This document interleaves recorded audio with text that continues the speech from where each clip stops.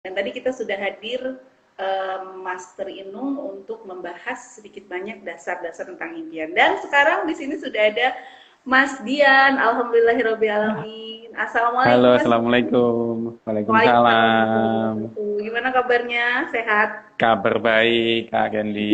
Saya panggilnya Terima kakak ya. kasih. Ya, Saya kenapa? panggilnya kakak aja ya. Boleh, boleh. Saya panggilnya Kak Sama Kendi. aja.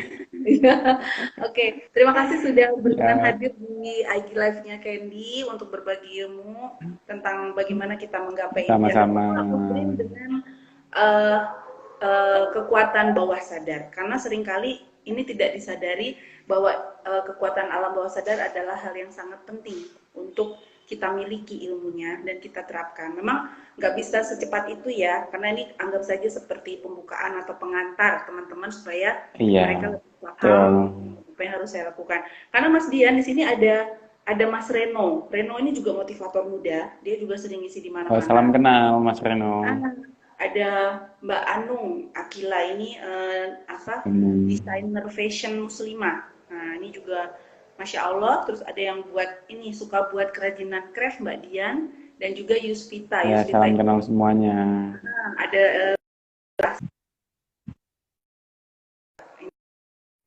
sebenarnya gitu.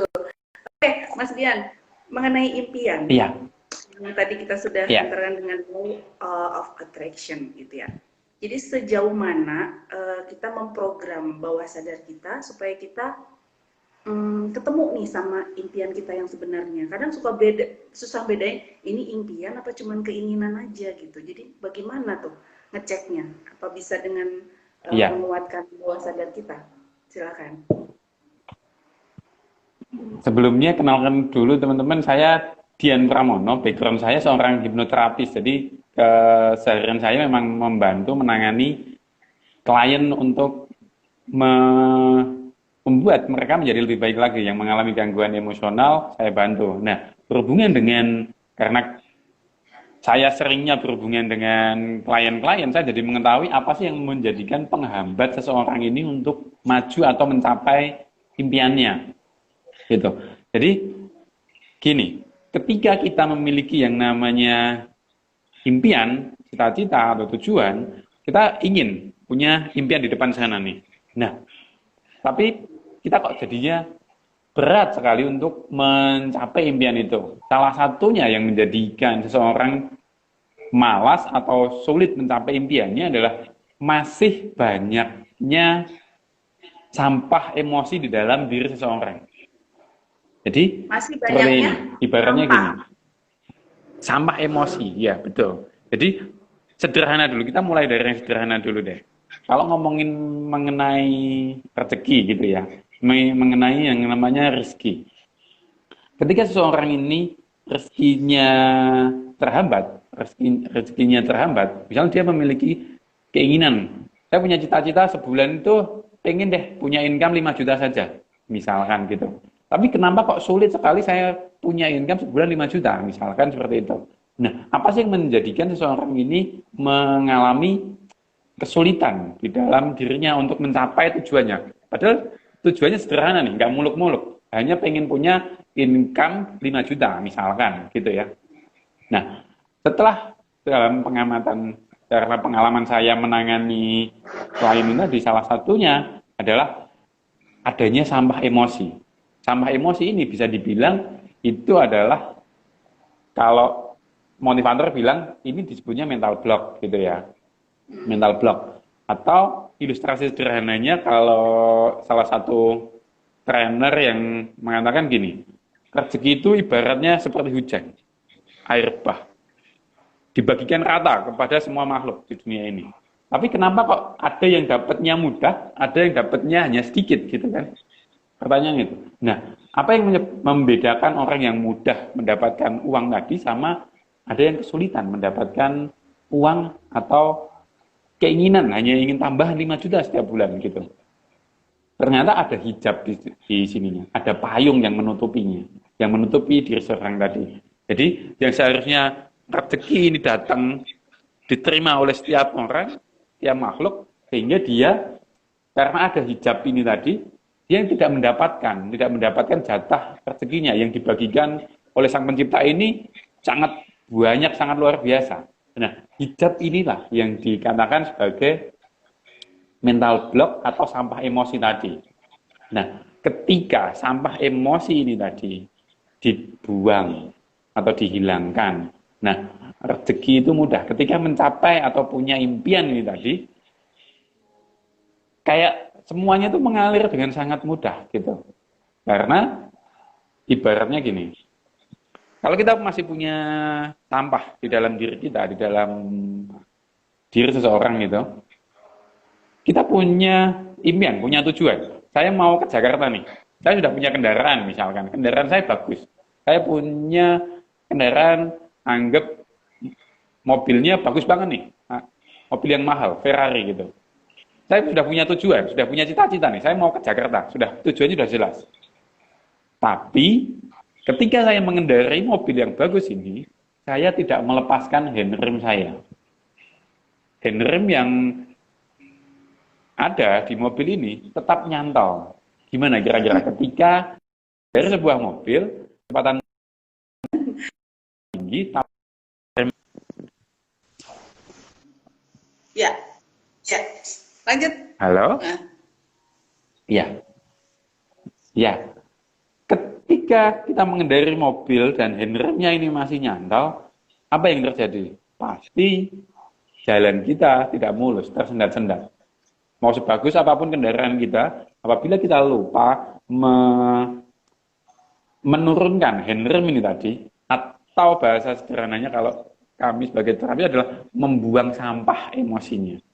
Ketika handrem ini diturunkan atau dilepaskan, maka mobil ini kita akan menuju ke impian kita dengan sangat mudah. Jadi tugas pertama adalah ketika kita memiliki yang namanya impian itu tadi, yaitu cek di dalam diri kita apakah ada yang namanya sampah emosi tadi. Sampah emosi ini bisa jadi mental block ya, bisa jadi mental block atau ketakutan-ketakutan yang ada di dalam diri kita. Gitu. Nah, mental block ini pun sebenarnya setelah ditelusuri lebih dalam, sebenarnya tidak ada yang namanya mental block. Mental block itu ada kalau kita menganggap bahwa saya jalan nih, mentok, di hadapan ada tembok. Ketika saya menghadapi sebuah tembok seperti ini, dan saya mengatakan, aduh, mentok nih, depan saya tembok, saya nggak bisa kemana-mana lagi. Ini yang disebut mental block. Tapi ketika kita, di dalam pikiran kita, berpikir, oh, ini depan saya ada tembok, saya cari jalan lain. Cari jalan lain. Saya mau lompat, atau saya mau memutar. Nah, ketika pikiran kita memiliki mindset yang positif bahwa tidak ada yang namanya halangan, yang ada hanya rintangan dan kita bisa cari jalan lain selain jalan yang ada di depan kita. Nah, maka kita akan mencapai impian kita tadi. Itu.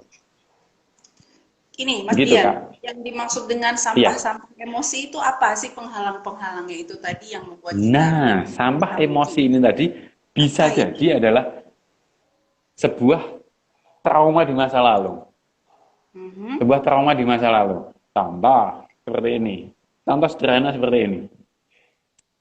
Ada seorang anak kecil. Ada seorang anak kecil ini. Anak kecil ini dia tinggal di desa. Anak kecil ini tinggal di desa.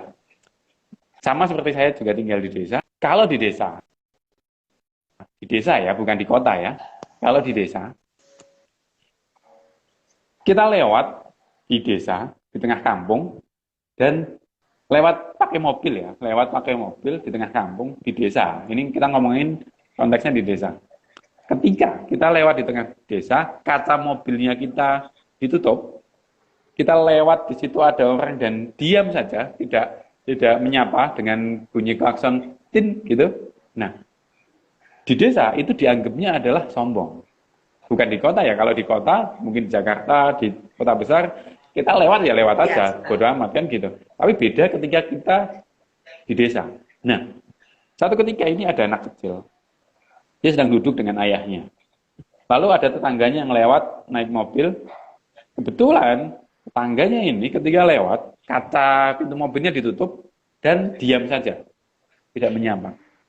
Lalu Orang tua dari si anak ini mengatakan kepada si anak bahwa, tuh lihat, orang kaya sombong. Orang kaya sombong. Muncul satu keyakinan di dalam si anak ini tadi bahwa orang kaya sombong. Nah, kemudian anak ini belajar di sekolah, di tempat sekolahnya ada guru agama yang mengajarkan. Diajarkan kalau di pelajaran agama itu manusia tidak boleh sombong. Yang boleh sombong hanya Tuhan, karena sombongan itu adalah pakaian Tuhan. Manusia tidak boleh sombong. Ketika manusia sombong, dosa. Pelajaran yang pertama dari orang tua dikatakan bahwa orang kaya sombong. Muncul nih keyakinan yang pertama. Terus yang kedua, guru agamanya mengatakan bahwa sombong itu dosa. Nah, manusia nggak boleh sombong. Kalau kamu sombong, kamu dosa. Kalau kamu dosa, tempatnya adalah di neraka. Muncul dua keyakinan seperti ini.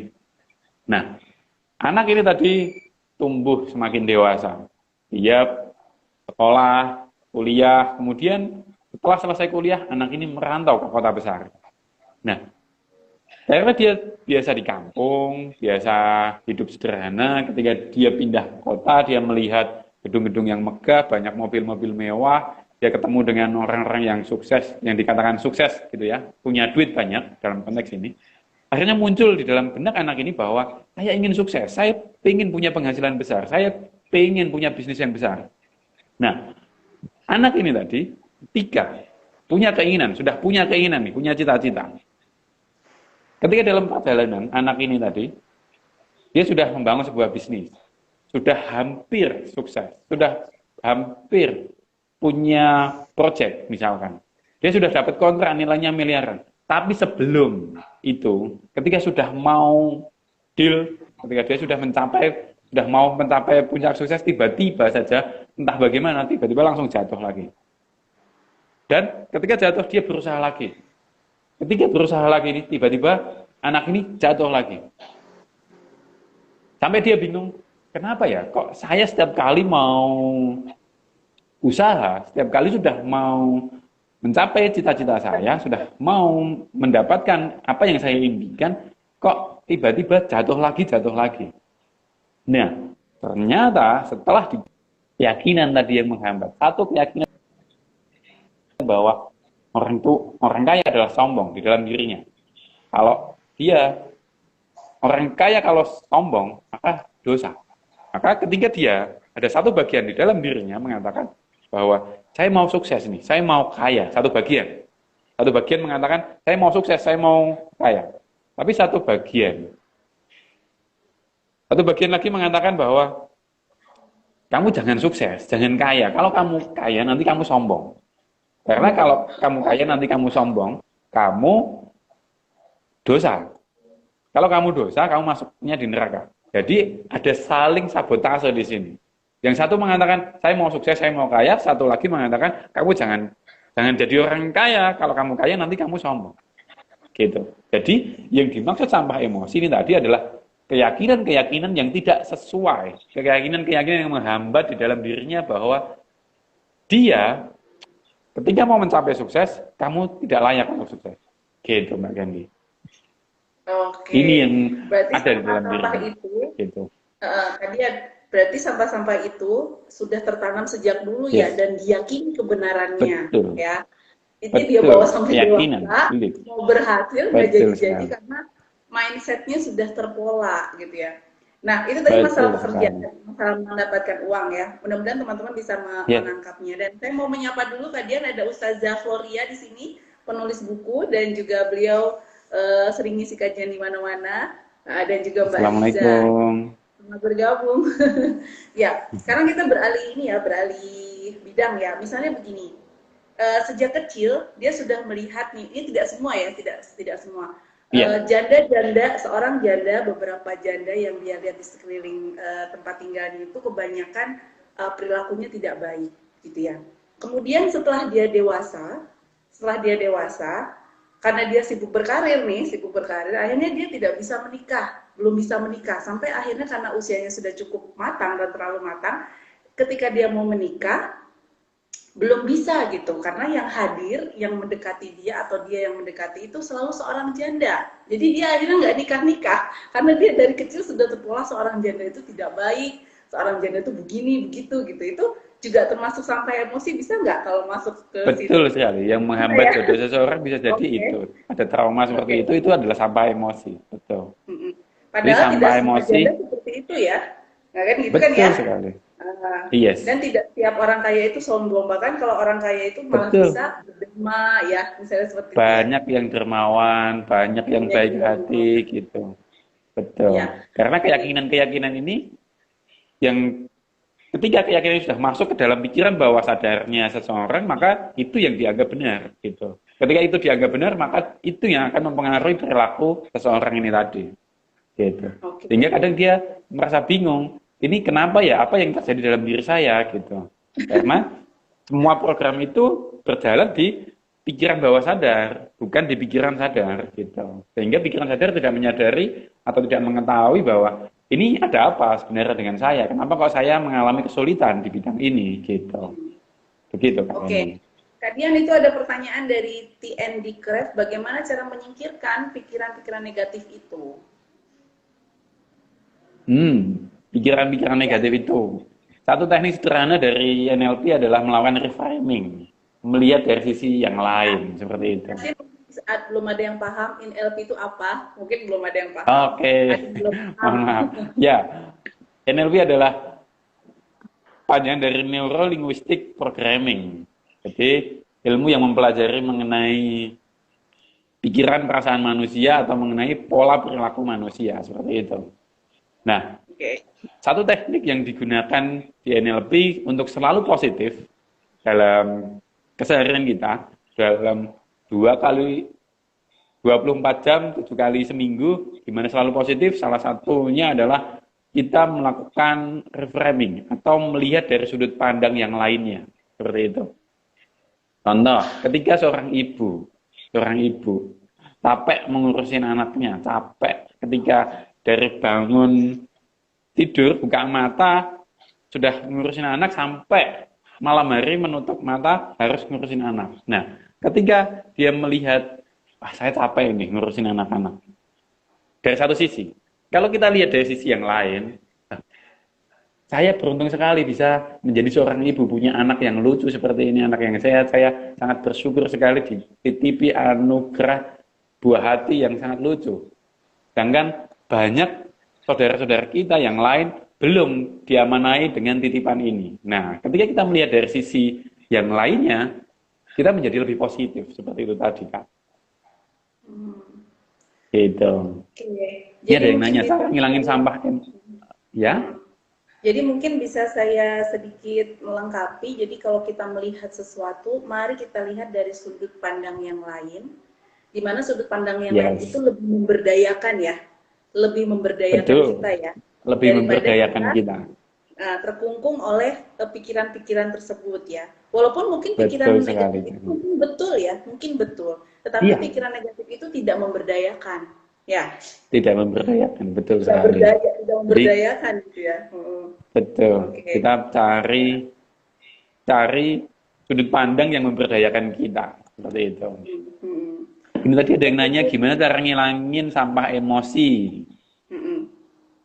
Nah, cara ngilangin sampah emosi salah satunya adalah dengan Ikuti kelas hipnoterapi. terapi. Salah Ya. satunya, salah satunya.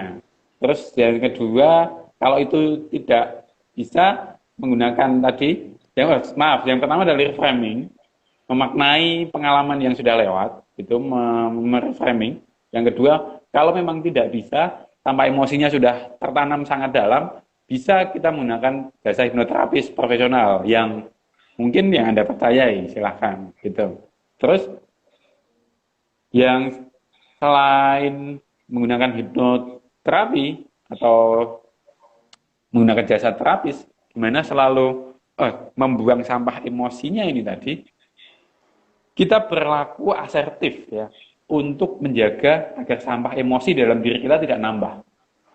Asertif maksudnya gini, kita menemui sebuah kejadian, kita bisa memilih respon yang agresif atau pasif, atau asertif. Nah, agresif ini contohnya seperti ini. Ketika, contoh sederhananya, ketika ada yang nginjek kaki saya, ada yang nginjek kaki saya. Nah, saya responnya kalau agresif, saya langsung dorong dia, langsung mengatakan, hei, kamu nginjek kaki saya. Atau bahasa mudahnya adalah senggol bacok. Ketika kita berlaku agresif, ada yang gangguin kita langsung responnya luar biasa. Ini agresif, langsung menyerang gitu ya. Ini cara yang pertama. Nah, ketika kita menggunakan respon yang agresif, resikonya atau konsekuensinya adalah kita melukai orang lain. Melukai orang lain. Sehingga hubungan kita dengan yang lain menjadi bagus. Tidak menjadi terganggu hubungan kita dengan yang lainnya. Nah, cara yang kedua, yaitu kita pasif, menahan. Ketika kaki saya diinjek, saya nyempet aja, diem saja. Saya hanya doa kepada yang di atas, ya Allah semoga dia sadar telah melukai saya. Ini, kita nggak berani membalas gitu ya, hanya diem saja, seperti itu. Efeknya apa? Ketika seperti itu, kita menyimpan sampah emosi di dalam diri kita. Nah, sampah emosi tadi akan mengganggu kesehatan kita. Ini efek yang kedua. Kalau kita pasif, tidak mengekspresikan apa yang kita rasakan. Nah, yang ketiga yaitu kita bisa bersikap asertif. Asertif ini yang dimaksud adalah kita mengungkapkan apa yang ada di dalam pikiran kita, perasaan kita, tanpa melukai orang lain. Contoh, ketika kaki saya diinjek ini tadi, saya mengatakan kepada orang yang menginjek ini tadi, saya katakan dengan sopan kepada dia, Mas, Mbak, kaki Anda menginjek kaki saya, tolong kakinya diangkat, digeser, agar tidak menginjak kaki saya lagi. Nah, itu artinya saya mengungkapkan apa yang ada di dalam diri pikiran saya tanpa melukai dia. Itu yang dimaksud dengan asertif. Sehingga kita tetap sehat secara emosional tanpa melukai orang lain juga. Jadi hubungan kita dengan yang lain tetap bagus, dengan diri kita ini tetap sehat secara emosional. Seperti itu. Oke. Gitu. Baik, terima kasih Master Inung untuk mengingatkan waktunya ya. Ada yang mau tanya lagi? Yang lain silakan. Kalau ada yang Ya, mau tanya. tinggal 7 menit. Jadi sebenarnya untuk bagaimana kita kemudian berada pada posisi impian tersebut, karena itu kan butuh kekuatan besar ya. Kekuatan besar kita perlu berlatih untuk bersikap jauh lebih baik daripada yang sudah ada. Nah, terus kenapa itu impian itu perlu didekatkan dalam kenyataan, padahal itu jauh dari realita gitu kan? Ada law of attraction ya, jadi kekuatan untuk menghadirkan itu. Nah, kenapa harus ada itu supaya impian itu kemudian menjadi kuat gitu? Harus ada itu. Gini, impian boleh tidak masuk akal. Kita boleh bermimpi sangat liar sekali, impian boleh tidak masuk akal. Tapi ingat teman-teman, kalau impian itu kan nggak bayar ya, jadi bebas ya, benar nggak? Iya, impian itu gratis gitu. Kita mau apa saja bisa gitu kan, karena mimpi itu gratis. Nah, impian boleh tidak masuk akal, tapi yang harus teman-teman ini adalah caranya yang harus masuk akal. Impian boleh nggak masuk akal, tapi caranya yang harus masuk akal. Ketika mencapai impian ini tadi. Nah, kita punya impian.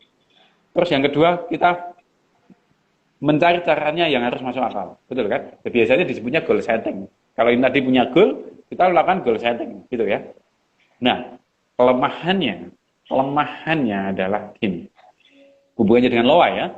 Ketika kita melakukan sebuah goal setting, kita menetapkan saya mau melakukan ini.